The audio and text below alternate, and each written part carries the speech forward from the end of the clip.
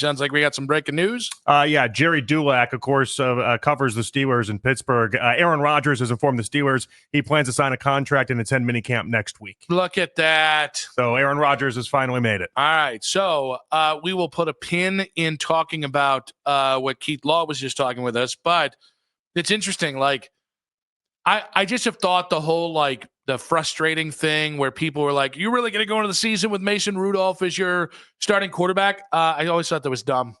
I thought, like, the later we got into this, I think it was just apparent that Aaron didn't want to go to mini camps, and no, he wasn't going to go to mini camps, the voluntary portion, and he didn't want to have people get upset with him about it the way it happened last year with the Jets. So this was Aaron's way of wink, wink, nudge, nudge, covering his butt, while also making sure he didn't have to go to voluntary mini camps. Yeah, I mean, I'm surprised, though, he at least made it to the mandatory portion. I thought he was going to, at this point, I thought he was going to hold out a little bit longer, but maybe he's recognizing there's a lot of time missed. Oh, I think it's interesting.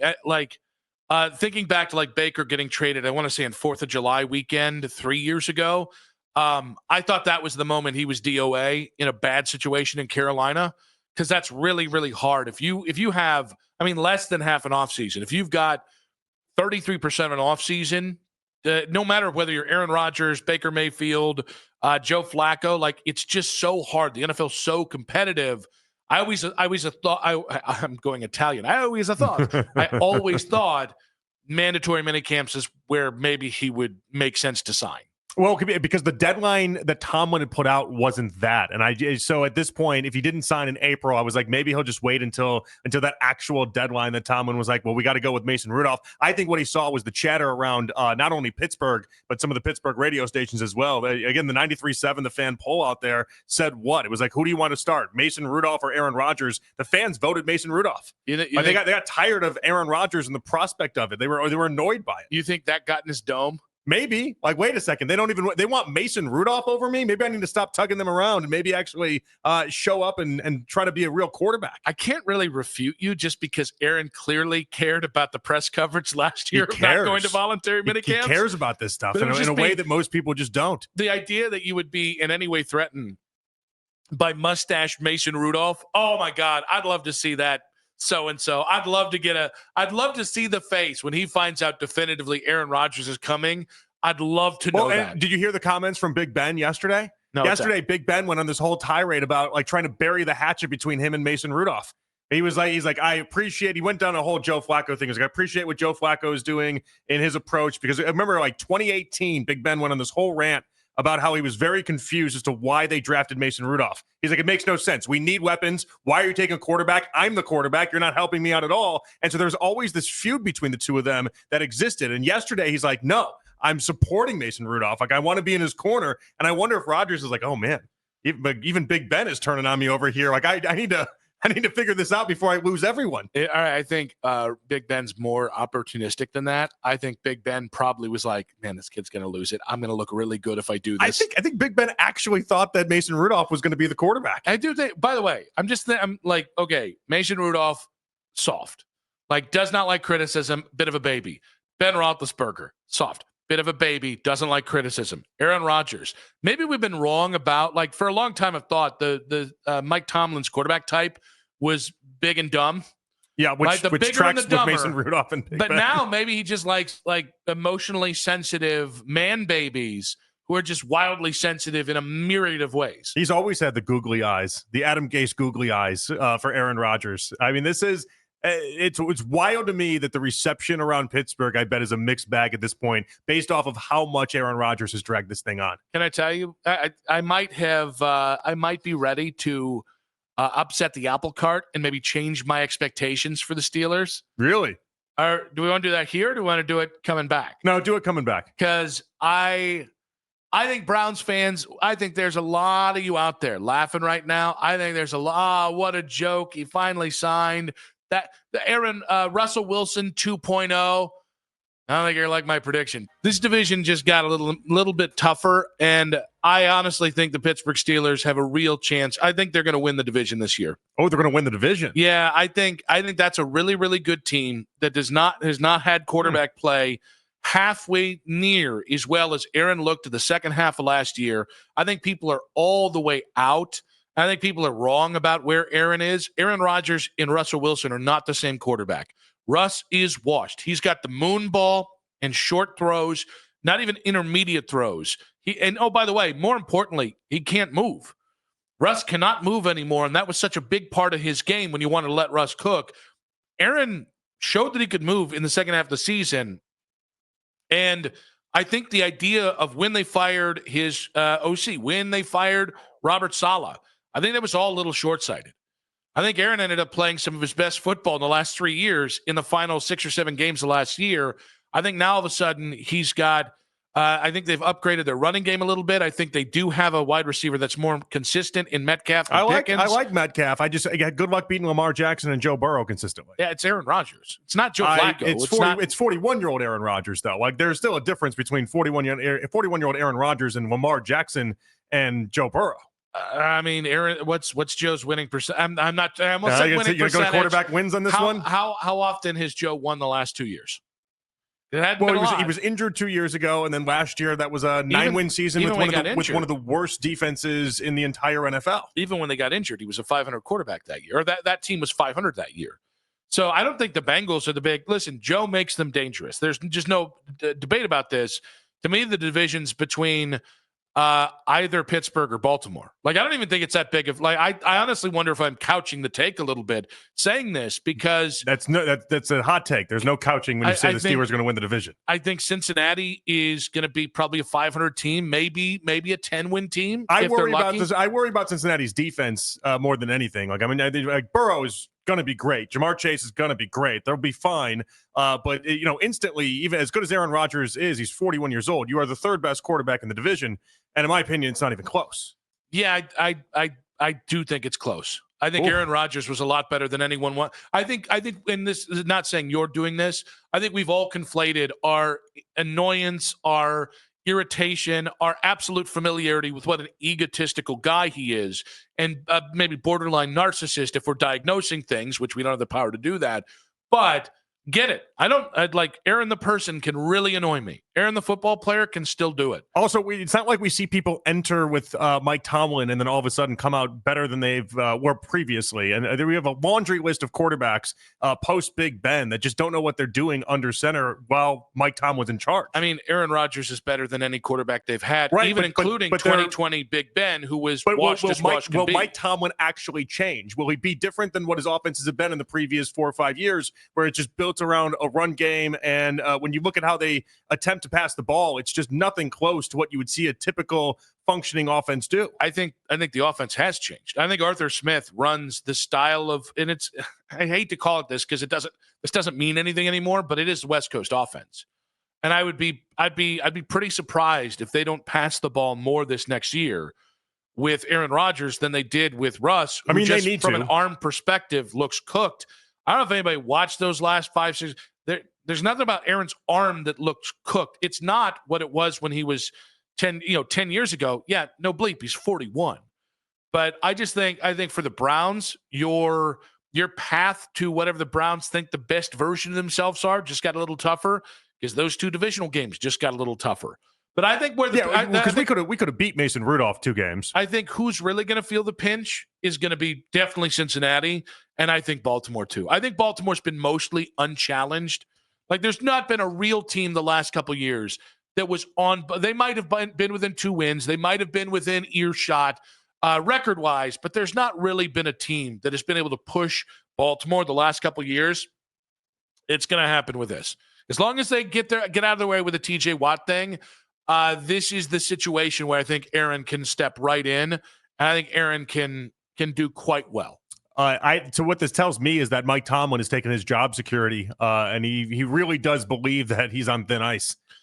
I don't know that he makes this move, even though, again, they've always had the googly eyes for each other. I don't know that he makes this move if he feels as secure about his job as maybe he did even just a couple years ago. I think this is the type of move that you make when you realize if you throw Mason Rudolph out there, you're not going to do anything as far as this season is concerned. What else were they going to do, though? I think, to me, I still thought Aaron would have been. He's played Mason Rudolph before. It's not like he's like tempted to do so. Mason Rudolph is unplayable. I know that. You know that. Mike Tomlin hasn't known that. I think he knows that. That's why he moved on from Mason Rudolph and Kenny Pickett 2 years ago. No, he brought him back, but even still, he played Mason back to be a backup. He played Mason Rudolph. Like I think this tells me that Mike Tomlin, he's going to deal with all the headaches. He's going to deal with all the nonsense around Aaron Rodgers, and he's going to hope that he has a chance. Even within that, by the way, it's not as if I'm all of a sudden saying the Steelers are some deep postseason threat. So I think it's still going to have to perform. Ooh. All right, I'm gonna one up the hot take. If my take of the Steelers are going to win the division, I'm going to give you an even more elaborate take. I'm going to take one step further. Okay. Even if they don't win the division, they're going to get their first playoff win since TJ Watt was in diapers in NFL parlance. Oh, I thought you were going to go deeper than that. Like you got to understand. Like Aaron is. Look at who Aaron's been in the postseason. I just think it's so easy to dismiss where he is because it's, year 2 coming off the Achilles, because he's 41 going on 42. Yeah. Because he's a chotch. I understand all of that. But I think when it comes down to it, if you cut on that film, and again, like Aaron was really good in the second half of that season with no head coach, no offensive coordinator, or with interims in that spot, knowing his time in New York was over. Right. So guys were giving up. He was clearly having some sort of weird feud with Garrett Wilson that I don't think anybody really still understands.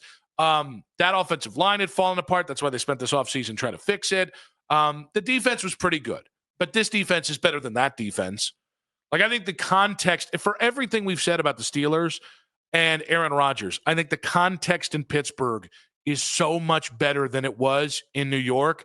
And I think even if you don't like Aaron Rodgers, even if you think he might be a little cooked, I think after seeing if that version of Russ can do that last year, there's no reason Aaron can't be 10% better than what they had last year. Even within that, Russ still lost the remaining 5 games to close out the season. Like, it's not as if Russ was lighting up the world. I don't know that it's going to go nearly as good as you think it is. But we just see it a little bit differently. Like, welcome to the AFC. There's a million really, really good quarterbacks. Oh, by the way, he's been in the AFC. Well, that's fair. Yeah, with the Jets. But still, act like this is part of this, though. Like, welcome to the AFC North. Well, welcome to the AFC, the part if you're trying to go like deep playoff runs. We haven't seen him in the postseason since he's been in the Jets. And it's like, it doesn't, you still have Allen, you still have Mahomes, you still have Lamar, you still have Burrow, you still have Herbert, you still it's so deep and talented right now that a 41-year-old Aaron Rodgers, it's going to be a big burden. I don't think at all.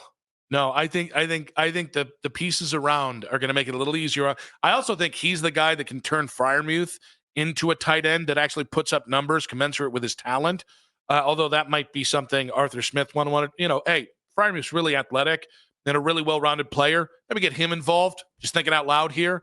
I think it takes the burden off the run game. I think having even if he's just incrementally better than what they've had, I think that's miles. I mean, I think they are the atypical team. Like, if you want to point to for the Browns to hope this year, right? Yeah. What's the thing? Well, if we can just survive without a quarterback, if we can just quarterback proof it. The Steelers have quarterback proofed their situation the last 5 years, and the best quarterback that compared to the other guys they've had just walked in the door. I don't think they're a deep postseason team in the slightest bit. It'll be interesting. I'm trying to do this. This is a PSA I'm doing for everyone because I'm preparing you. Like Mary Kay said the other day, the Browns are, they're preparing the Browns fans that Deshaun could play a part in this thing. I'm preparing you. If you think you're annoyed about Aaron Rodgers now, wait till the Steelers are a playoff team. Wait till they're leading this division and wait till he's got about 4,300 yards passing in December. And then understand, like, he's going to have 4,300 yards passing. I'm going to tell you right now, this is going to burn so many booties. This is where this season does kind of scare me a little bit because the Browns could be really, really bad. And Aaron Rodgers going there, this could be the glow up that both need to again, the bar's low. The bar is, first for the Steelers speaking, it's not win a championship this year. It is win 11, 12, 13 games, compete for the division, and win a playoff game. That is totally attainable from where they were last year to this year. Yeah, I just don't see a world where they're better than the Ravens right now. And I have a hard time thinking they'll beat the Bengals when it comes to the division, too. They're still third in my book in the AFC North, and Aaron Rodgers doesn't change that in the slightest bit to me. I think it's interesting that there's a lot of people right now smirking about 41-year-old Aaron Rodgers doing anything in Pittsburgh Because I think a fair amount of those people are also saying, just give Joe Flacco the job and let's cook. Oh, what's the correlation there? They're both old as hell. And so it's like you shouldn't discriminate against one or the other, or what? I just think if you have high belief that Joe Flacco, who hasn't been a consistently good starter in a decade in the NFL, if you think he can do it this year in Cleveland, you know what Aaron Rodgers' passer rating was last year? 71. 90.5. You know what Joe Flacco's passer rating was last year? 90.2. 90.5. Oh! An exact tie. Look at that. So they also have that in common too. And Aaron Rodgers will be playing in a better environment than I think Joe will. I think Joe's got to lift that ass off the ground for the Cleveland Browns. I think the one of the three blimps that we just saw this week in Cleveland, I think the blimp's already midair for the Steelers. Yeah, I think the people that want to say Joe Flacco is just, they're recognizing the idea that he might be the best option to at least give you some wins somewhere along the line. Whereas I feel like, and I don't even know that Steelers fans feel this way, but Mike Tomlin feels like this is the guy that's going to save my job, and this is the deep postseason run. And I think separating between the two is an okay thing to do. 216-474-0092. Does Aaron Rodgers impact your thoughts on the Browns? And I do think, like, right now, insert Brown starter name here. You will have to look and go, Joe Burrow there, Aaron Rodgers there, Lamar Jackson there. Even if it's just on optics, even if we're just putting too much stock into names, all of a sudden it does feel. I think we all felt a little more comfortable about playing the Steelers when it was Mason Rudolph. I mean, it definitely beefs it up. I would prefer to play Mason Rudolph. And by the way, the Steelers' opening part of the schedule, very favorable for Aaron Rodgers, all things considered. You start off with the Jets, so you got the revenge game there. He's going to throw 500 yards against those clowns. So he'll take on the Jets. He's also taking on the Packers this year, too. So he gets like 2 revenge games and like a perfect situation for himself. All right, they're going to win the Super Bowl. He's got 2 revenge games on the docket this year? Yeah. I mean, we need more ayahuasca trips, and then maybe the ayahuasca trip is him going to the Super Bowl, Nick. maybe the only way he gets there. Maybe that's how he gets there. Do we know if Shailene Woodley has like a favorite team? Because maybe that also would be another revenge game. She's like secretly a big Buffalo fan. And he's like, at this point, do we know if she has a voodoo doll? Because that might also come into play as well. Aaron Rodgers might believe in that type of thing.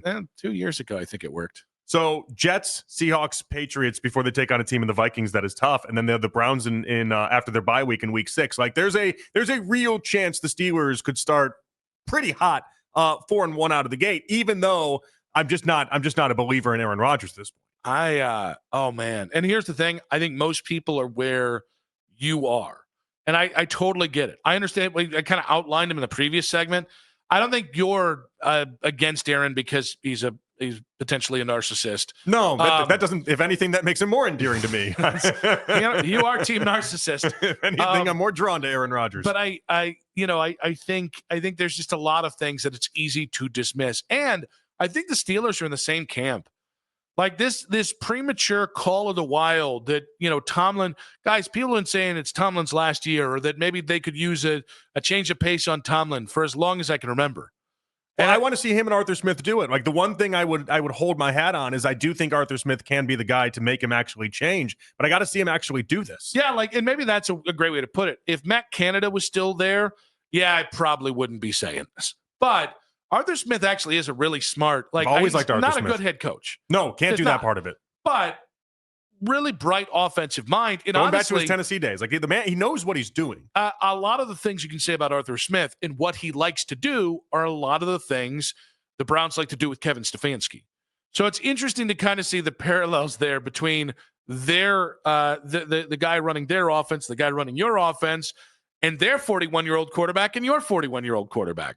Can Aaron Rodgers be on a team where they tell him hand the ball off a lot and let the defense try to win you a game? And I just don't know that that's anything that he's going to subscribe to. I don't think they're going to. I think they're going to change the offense. I think that's in terms of like the distribution. But that's the point, though. I think he's going to force that. I think he's going to go in there and he's going to do a my way or the highway type mentality. And I'm curious to see how it all unfolds. I think it's already been discussed. I mean, it should be. I don't think he would have signed if it wasn't, but there was a reason why, even up until recently, he was very vocal about wanting the Vikings were the team he wanted to join, not the Steelers. I think this has all been a conversation that has been ongoing, and I don't think Aaron Rodgers is signing in Pittsburgh without assurances, because Aaron could have just retired. Like what this is about, what this year's about for Aaron is just going out on a high note. What this is about for Aaron is it's about correcting this last little part of his narrative that in New York, I mean, he flamed out. Yeah. And I think that's the other part of it. It's like, guys, he's going from the Jets. You're going from arguably the worst ownership in the NFL to maybe the best.